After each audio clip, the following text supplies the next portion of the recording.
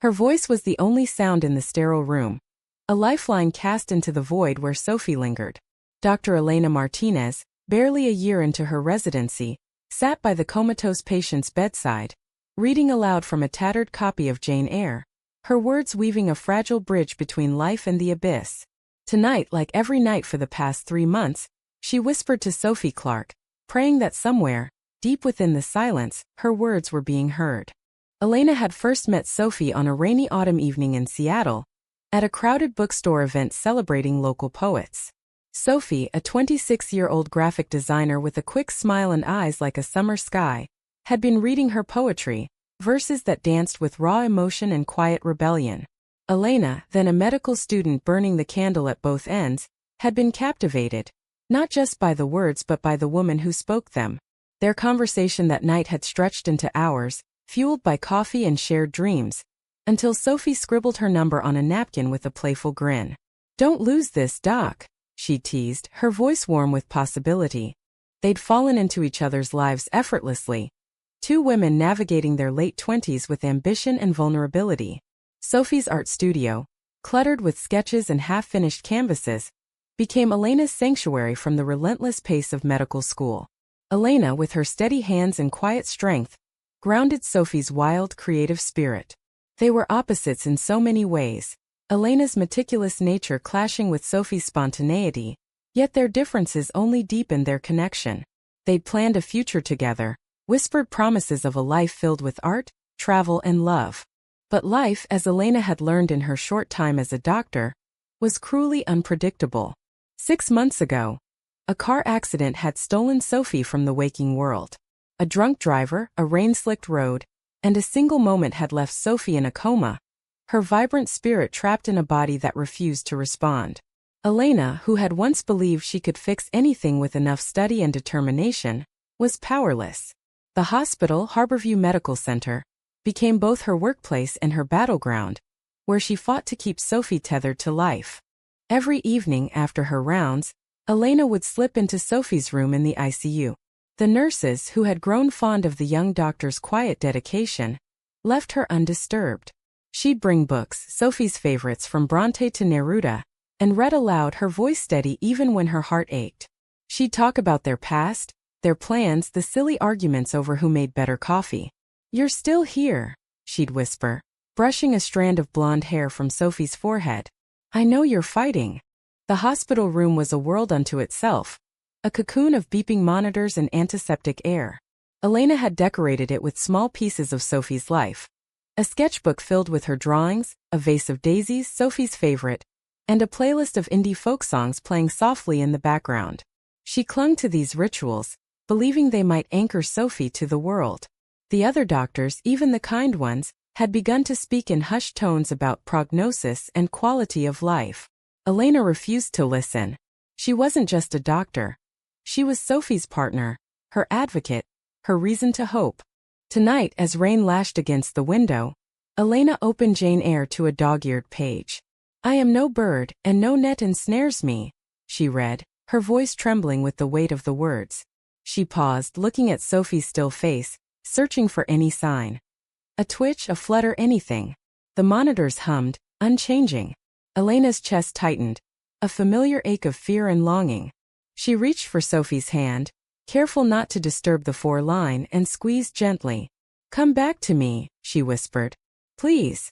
Days blended into weeks, each one a test of Elena's resilience. Her colleagues noticed the shadows under her eyes, the way she lingered in Sophie's room long after her shift ended. Dr. Patel, her mentor, had pulled her aside one morning. "You can't pour everything into one patient, Elena," he'd said gently. "Even if she's more than a patient to you." Elena had nodded, but his words felt hollow. Sophie wasn't just a patient.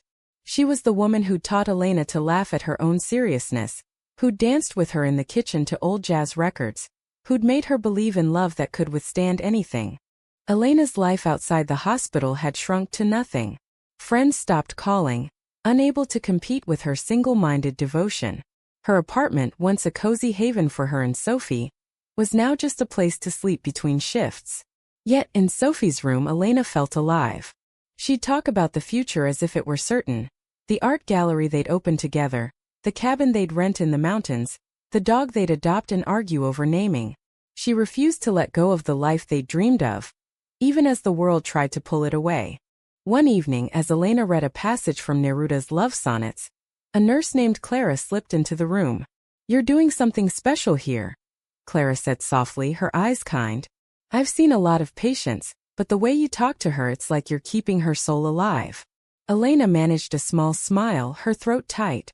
"I just want her to know I'm here," she said. Clara nodded, placing a hand on Elena's shoulder before leaving her alone again. The days grew colder, Seattle's winter settling in with a vengeance. Elena's hope, once a blazing fire, began to flicker. She'd seen the scans, the flat lines of brain activity that mocked her efforts. Yet she couldn't stop. She read, she talked, she prayed, clinging to the belief that Sophie was still there, listening. She remembered Sophie's poem from that first night at the bookstore. "I am the tide pulling back but never gone." Elena held on to those words, letting them fuel her stubborn faith. As she finished another chapter, Elena leaned closer, her voice barely above a whisper. "Sophie, if you can hear me, give me a sign. Anything." The room remained silent, the monitors steady. But Elena didn't move. She stayed as she always did, her heart tethered to the woman she loved, waiting for a miracle. Winter tightened its grip on Seattle, and Elena's world narrowed further to the rhythm of Sophie's hospital room. The holidays came and went, unnoticed by Elena except for the tinsel garlands the nurses draped in the ICU. She read on, her voice a constant in the sterile quiet, each word a plea for Sophie to return. The hospital was a maze of routines and crises, but Sophie's room remained Elena's anchor. She'd memorized every detail. The faint hum of the ventilator, the way the light caught Sophie's blonde lashes, the soft creak of the chair where she sat night after night. Her readings had moved beyond Jane Eyre to Sophie's own poetry, pulled from the worn journal Elena kept at the bedside. Sophie's words, vivid, aching, alive, felt like a conversation, as if she were speaking back through the pages. Elena's colleagues began to worry more openly. Dr. Patel called her into his office again, his face etched with concern. "You're an exceptional doctor, Elena," he said. "But you're burning out. You can't save her by losing yourself." Elena nodded, her jaw tight, but inside she raged against his words. Losing herself? She'd already lost Sophie, her laugh, her touch, her fierce spirit. Reading to her, staying by her side, was the only way Elena knew to keep from unraveling completely. One stormy February night, Elena arrived at the hospital soaked from a downpour, clutching a new book, a collection of Emily Dickinson's poems, another of Sophie's favorites. She shook off her coat, settled beside Sophie, and began to read. "Hope is the thing with feathers that perches in the soul." Her voice broke on the last word, and she pressed her forehead to Sophie's hand, tears slipping free. "I'm trying to hold on to hope," she whispered. "But it's so hard without you." The nurses had started leaving small gifts for Elena. A coffee, a handwritten note, a pair of wool socks for the cold nights. Their kindness kept her afloat, but it couldn't fill the growing void. Sophie's family, distant and strained by their own grief, rarely visited. Her parents, conservative and uncomfortable with Sophie's identity, had never fully accepted her relationship with Elena. When they did come, their conversations were clipped, their eyes avoiding Elena's. She didn't care. Sophie had chosen her, and that was enough. One evening, Clara, the nurse who'd become Elena's quiet ally, lingered after her shift. "You know," she said, adjusting Sophie's blanket, "I had a patient once years ago, comatose for months. His wife sang to him every day. One morning he woke up, humming her song." Elena looked up, her heart stuttering. "Does that happen often?" she asked. Clara shook her head. "Not often. But it happens." The words lodged in Elena's chest, a fragile spark of possibility. She began to notice small changes in herself. She'd started writing in Sophie's journal, adding her own thoughts to the margins of Sophie's poems. It felt like a dialogue, a way to keep Sophie close. "I miss your voice," she wrote one night. "But I hear it in my dreams telling me to keep going."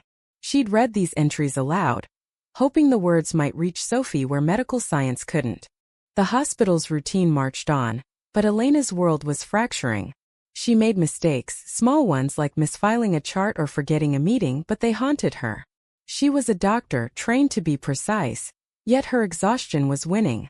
One night, she fell asleep in Sophie's room, her head resting on the bed, the book slipping from her hands. She dreamed of Sophie standing in a field of daisies, her smile as bright as the day they'd met. "I'm still here," dreamed Sophie said, her voice clear and strong. Elena woke with a start, her heart pounding, but Sophie lay unchanged, her chest rising and falling with the ventilator's rhythm. The dream lingered, fueling Elena's resolve. She began to talk more, not just read. She told Sophie about the hospital's gossip, the new barista at their favorite coffee shop, the way the city looked under a rare blanket of snow. She shared memories of their first date, when Sophie had spilled wine on her dress and laughed it off, or the time they'd gotten lost hiking and ended up stargazing instead.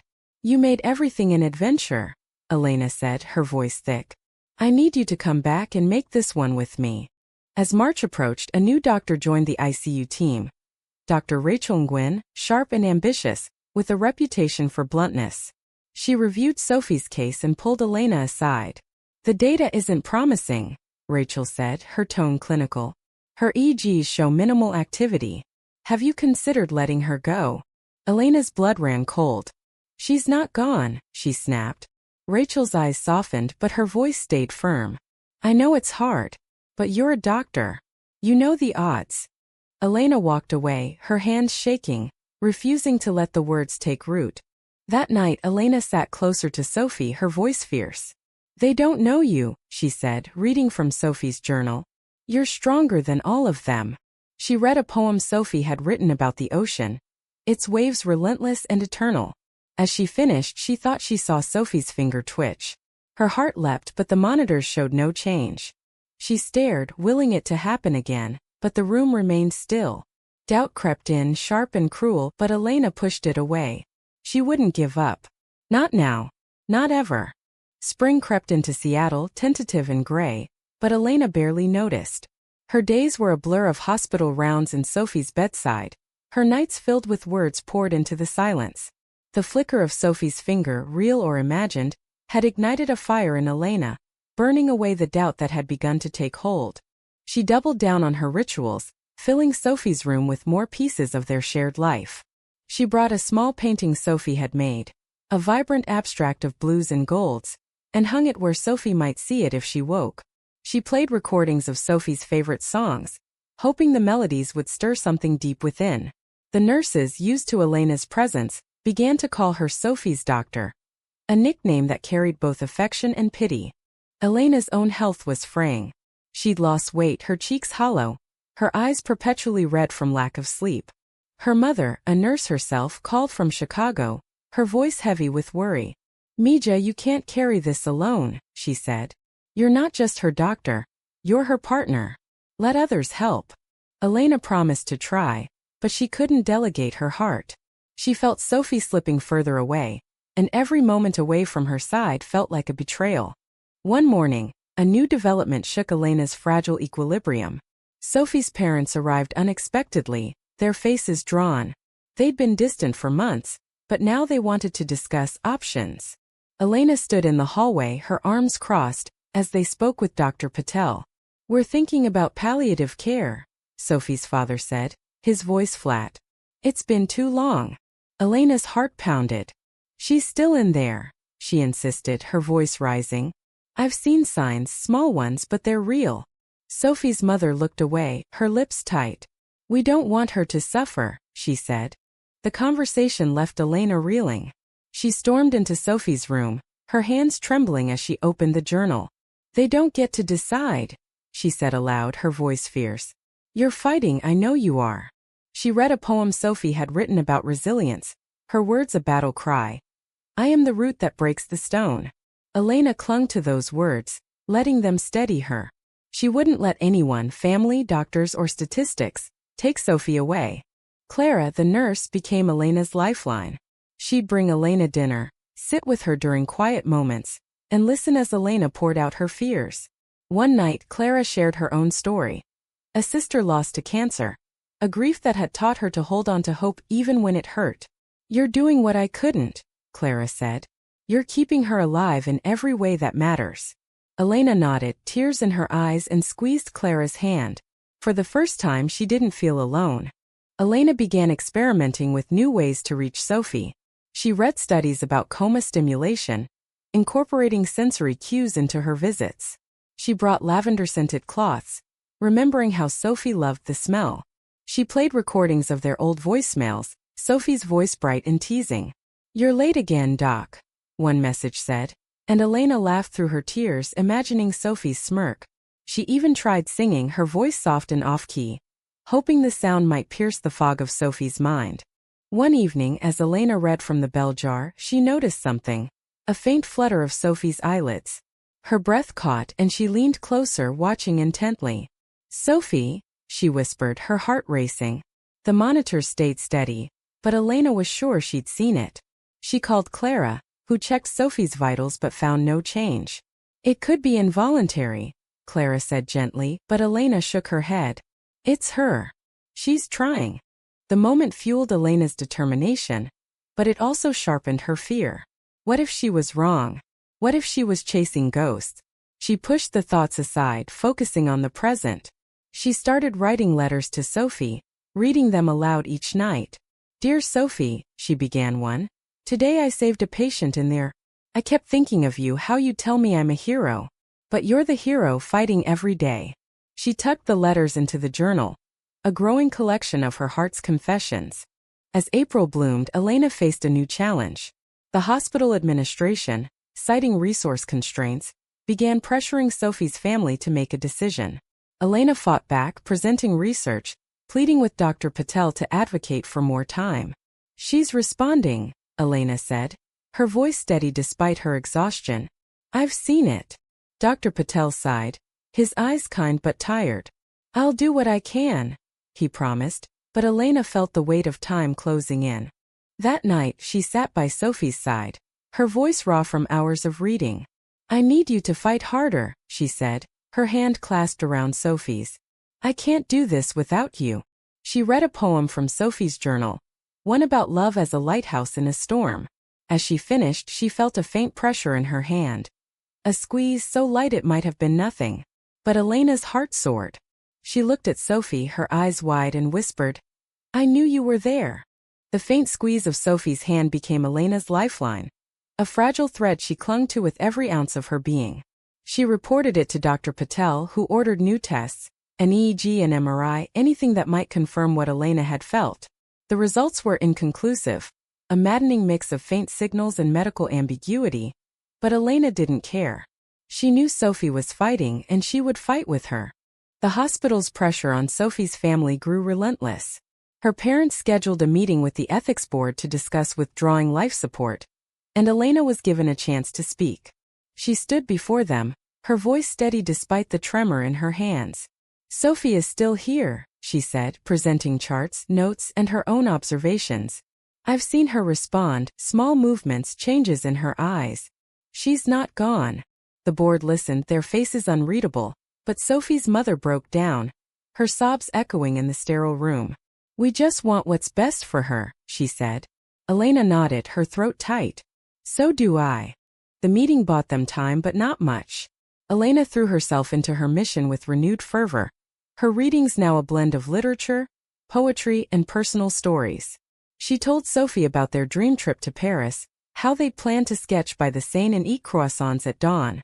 She played recordings of Sophie's laughter, captured during a camping trip when they'd gotten stuck in a tent during a rainstorm. "You laughed so hard you cried," Elena said, smiling at the memory. "I need to hear that again." Clara and the other nurses became her quiet army, slipping her updates on Sophie's vitals, sneaking her snacks when she forgot to eat. One night, Clara brought a small projector and played a slideshow of Sophie's artwork on the hospital wall. The vibrant colors lit up the room, and Elena felt Sophie's presence in every brushstroke. "You're still creating," she whispered, her voice thick. "You're still you." Elena's own life was unraveling. She'd been written up for missing a shift, her exhaustion making her sloppy. Dr. Patel pulled her aside again, his tone firm. "You're Jeopard," he said. "But you're not helping her if you fall apart." Elena nodded, but her resolve didn't waver. She couldn't stop, not when she felt Sophie so close. She started seeing a counselor at Clara's urging, a small concession to her own survival, but her heart remained in Sophie's room. One evening, as Elena read from The Little Prince, she noticed another change. Sophie's breathing seemed to shift, less mechanical, more her own. She froze, watching the monitors, but they showed nothing definitive. She called Clara, who checked Sophie's vitals and smiled. Her oxygen sats are up, Clara said. It's not much, but it's something. Elena's eyes filled with tears. It's everything, she said. She began to believe in miracles, however small. She brought more of Sophie's world into the room. A scarf she'd loved, a playlist of their favorite songs, a letter Elena had written during their first month together. I knew you were the one, she read aloud, her voice trembling. You made me believe in forever. She watched Sophie's face, searching for any sign, and thought she saw her lips twitch, the ghost of a smile. Her heart raced, but she didn't dare hope too hard. The hospital's deadline loomed closer, and Elena felt the weight of every second. She spent her nights writing in Sophie's journal, pouring out her love, her fear, her dreams. You're my home, she wrote. I'll wait as long as it takes. She read these words aloud, her voice a prayer, and felt Sophie's hand grow warmer in hers. It wasn't scientific, but it was real. One night, as a spring storm raged outside, Elena sat closer than ever, her voice raw from hours of reading. She'd chosen a poem Sophie had written about love as a rebellion, a defiance of the world's cruelty. You were always a fighter, Elena said, her eyes locked on Sophie's. Fight for me now. She felt it again. A squeeze, stronger this time, unmistakable. She gasped, leaning forward, her heart pounding. Sophie, she whispered, her voice breaking. The monitors beeped faster. A subtle shift in rhythm. Elena called for Clara, who rushed in with a doctor. They checked Sophie's vitals, their faces a mix of disbelief and hope. Her brain activity's spiking, the doctor said, staring at the EEG. Elena's knees buckled, and she gripped Sophie's hand, tears streaming down her face. You're doing it, she whispered. You're coming back. The next few days were a whirlwind of tests and cautious optimism. Sophie's responses grew stronger. Her fingers moved, her eyes fluttered more often. Elena stayed by her side, reading, talking, singing, refusing to let go of the miracle unfolding before her. She knew the road ahead would be long, but for the first time in months, she felt hope, real unshakable hope. The hospital room, once a prison of uncertainty, now hummed with possibility. Sophie's small movements, fingers curling, eyes fluttering, were like stars breaking through a clouded sky, and Elena clung to each one, her heart a battlefield of hope and fear. She read on, her voice a steady beacon, guiding Sophie back from the edge. The medical team, cautiously optimistic, increased Sophie's stimulation therapy, incorporating music, touch, and even physical therapy to coax her body awake. Elena was there for every session, her presence a constant in Sophie's fractured world. She read from Sophie's journal, her voice weaving their past into the present. You wrote this after our first kiss, she said one afternoon, reading a poem about love as a wildfire, unstoppable and fierce. She watched Sophie's face, praying for a sign that her words were reaching her. Sophie's parents, shaken by the new developments, began visiting more often. Their conversations with Elena softened, their shared love for Sophie bridging the gap of their past tensions. We didn't understand, her mother admitted one day, her eyes red. But we see how much you love her. Elena nodded, her throat tight, grateful for the fragile truce. She didn't need their approval, but she wanted their support for Sophie's recovery. As May bloomed, Seattle's skies cleared, and Elena felt the world opening up again. She started taking care of herself, eating proper meals, sleeping more, encouraged by Clara and her counselor. She knew she had to be strong for Sophie, for the long road ahead. She brought fresh daisies daily, their bright petals a promise of renewal. We're going to make it, she told Sophie, her voice firm. Together. One quiet evening as the sun dipped below the horizon, Elena sat reading from Jane Eyre again, the book that had started it all. She reached the passage where Jane declares her love, her voice trembling with emotion. I am here, she read, then added her own words. And I'm here, Sophie. Always. She felt Sophie's hand move, a deliberate squeeze stronger than before. Her heart stopped and she leaned closer, her eyes locked on Sophie's. "Sophie," she whispered, her voice barely audible. Sophie's eyelids fluttered, then opened, her blue eyes hazy but alive. Elena froze, tears spilling down her cheeks. Sophie's lips parted, and in a voice soft as a breeze she said, "Elena." The word was a miracle, a single syllable that shattered months of silence. Elena sobbed, clutching Sophie's hand, her heart exploding with joy. "You're back," she whispered. "You're back." The nurses rushed in, alerted by the monitors, their faces alight with disbelief. Sophie's eyes stayed on Elena, weak but focused, as if anchoring herself to the woman who'd never left her side. The doctors confirmed it. Sophie was waking up, her brain activity surging, her body slowly reclaiming itself. It wasn't a full recovery, not yet, but it was a beginning. The weeks that followed were a blur of rehabilitation and hope. Sophie's speech was slow, her movements unsteady, but her spirit shone through, fierce and stubborn. Elena was there every step, reading to her during therapy, holding her hand through the pain. They laughed again, tentative at first, then stronger, as Sophie teased Elena about her terrible singing. "You kept me here," Sophie said one day, her voice still weak but clear. "I heard you, every word." Elena's life began to rebuild itself around Sophie's recovery. She returned to her rounds with renewed purpose, her mistakes forgiven as her colleagues rallied around her. She and Sophie talked about the future, their dreams no longer distant but within reach. They planned small steps, a walk in the park, a visit to Sophie's studio, a life rebuilt piece by piece. One evening, months later, they sat together in Sophie's hospital room, the journal open between them.